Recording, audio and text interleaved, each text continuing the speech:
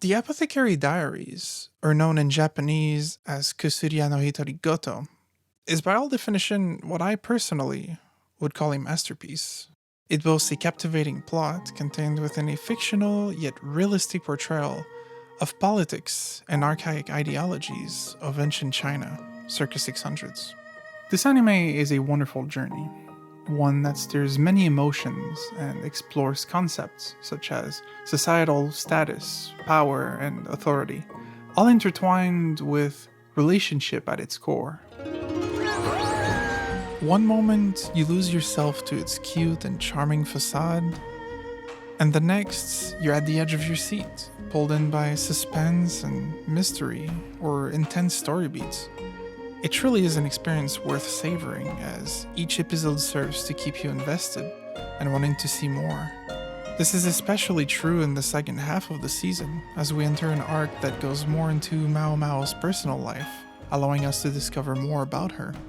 Kusuria no Hitori Goto is a character-driven story, meaning that we mostly follow the protagonist in her adventure. Besides the deuteragonists, we rarely get to see the point of view of other characters, and so the plot moves almost entirely through her actions, and is seen through her eyes. A character-centric way of storytelling works particularly well for this title. Enshrined in a rich cultural setting to boot, Maomao is an exceedingly interesting character to explore, enhanced by a stunning voice actress perfect for the role. Aoi Yuki's performance as Maomao completely blew me away.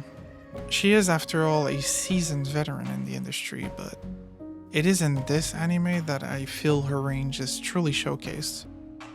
From adding that adorable little touch, charmingly amplifying comedic relief, to switching up her play for fierce and chilling acting.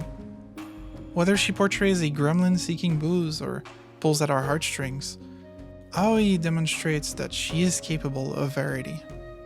But the most impressive part of her acting comes from her precise and subtle touch to important dialogue, and remember this because I will refer back to this later.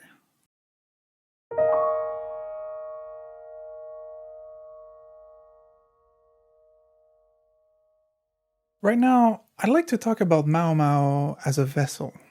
In a setting inspired by Imperial China during the Tang Dynasty, Maomao acts as a modern pair of eyes for the audience, and perhaps also as an extension of the author's values.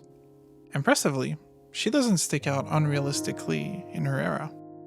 I think a good example would be episode 6, where Lady Li Shu makes an appearance and we get a little bit of exposition. We learned that she was made a high consort of the previous emperor only at 9 years of age, that her presence as a consort was a political decision. She was a pawn for her family, married as a way to make an alliance, sold to a perverted man. This bit of information is told through a lady-in-waiting of Gyokuyo, a slight twist as Maomao learns about the politics of the empire. Child concubines were, historically, a very common occurrence. This fact is naturally true in the fictional world of the Apothecary Diaries as well, portrayed as customary. For Maomao, however, who is mirroring her own common modern values and morals, she shivers at the notion, fearing the reality of early pregnancies and, obviously, a shattering of one's innocence in that position.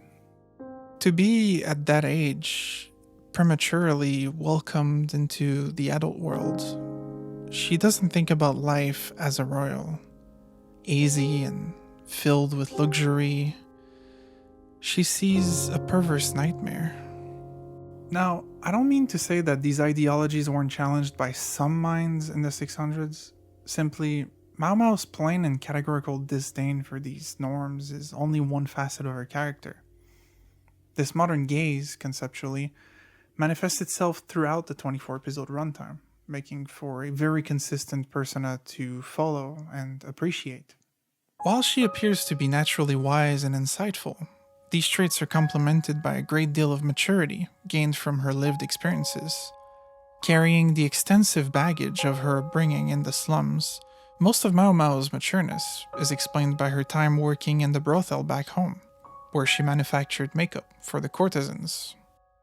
She understood at a very young age that being pretty was dangerous in a world where men could easily force themselves onto women, something she used to have almost happened to her. And so, she dedicates a part of her mornings applying makeup to make herself look less appealing, using clay to add freckles to her face, something considered unattractive in that era. This helped her in poverty and extended to life in the palace, with hopes to escape attention from officers who could fancy buying her. Maomao is cunning and incredibly deductive, which makes important people around her reliant on her abilities, especially Jinshi. As much as she wishes to be ignored and stay low profile, her feline nature always takes over, curiosity getting the best of her. And though she gets to benefit from having more freedom than any normal servants of her stature, Maomao still applies caution, as one false move could end in punishment, or worse, an order for her execution. Internally, she is critical of the societal structures put into place, the same ones that forced her into the position she found herself in, a servant of the court. Yet, she remains calm and collected, almost accepting of the situation. She sees no choice but to cooperate. It is unfair. She is angry, but what good could come from her attempting to change her fate? And this is where we find ourselves. Context made of living days, turned into weeks, turned into months, culminating into a heartfelt, intimate, and yet tragic interaction, where two souls' purpose and roles in the universe are displayed, one soul attempting to reason with the other's foolishness.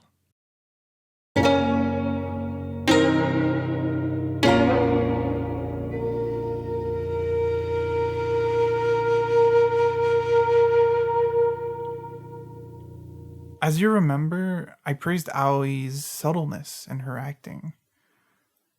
It came into play exactly at that moment. A montage, themed of mortality, an ode to the suffering place, beautiful to match its meaningful visuals. I wish I could play it here, but here's the episode and timestamp. It is then followed by a thought-provoking interaction. ジンシ様。なんだ。もし私を処刑する場合、毒殺にしていただけませんか。なんでそうなる。もし私が何か粗相をした場合、処分を下すのはジンシ様でしょうから。While pondering on the fragility of life, reminded of her own mortality, she blurts out a question. Albeit unreasonable to ask for a commoner, Maomao wonders whether she would be granted a choice in her death, were an order be made, hypothetically. Although strange, this is for Maomao the most dignifying way to go. 早速粗相をしてしまったのか。すみません、調子に乗りました。縛り首でも斬首でも文句は言いません。いや、だからなんでそうなる。Realizing that she may have been misplaced, she follows by apologizing, accepting that she would have no word in the matter, and acknowledging that it would be Jinshi's decision alone. 私が平民だからです。些細な失敗で簡単に吹き飛ぶ命です。そんなことはしない。This prompts Jinshi to get very angry. He is in denial after all. The idea that he holds this much power over Maomao simply hadn't crossed his mind yet. He was desensitized, comfortable with the control he had over her. It was blurred by his fondness and favoritism. するしないではなく、できるできないですから。面倒なことを言ったみたいだな。ご用が済んだのなら失礼します。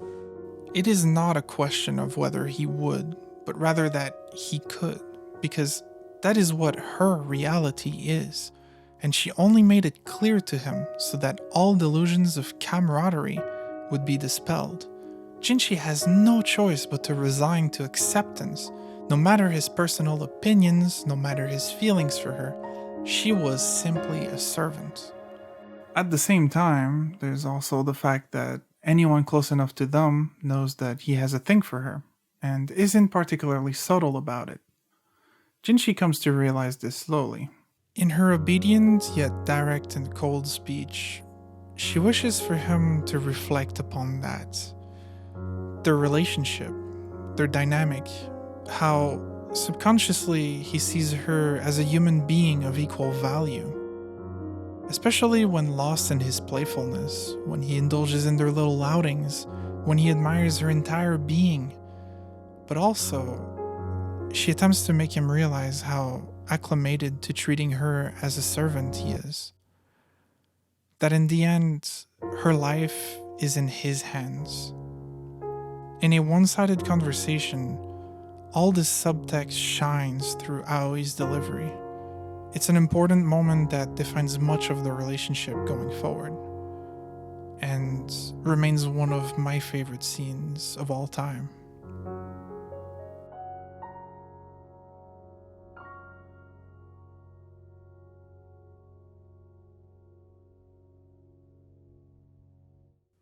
Hold on. A quick word, please. If you've made it this far, thank you. I've been wanting to make video essays for a very long time, and this project has been fulfilling creatively in ways I never anticipated, so definitely expect more. My next two videos are already planned out, with one being about Made in Abyss and the other Tamako Market and Love Story.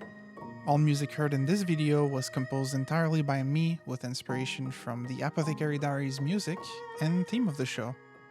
You can stream Maomao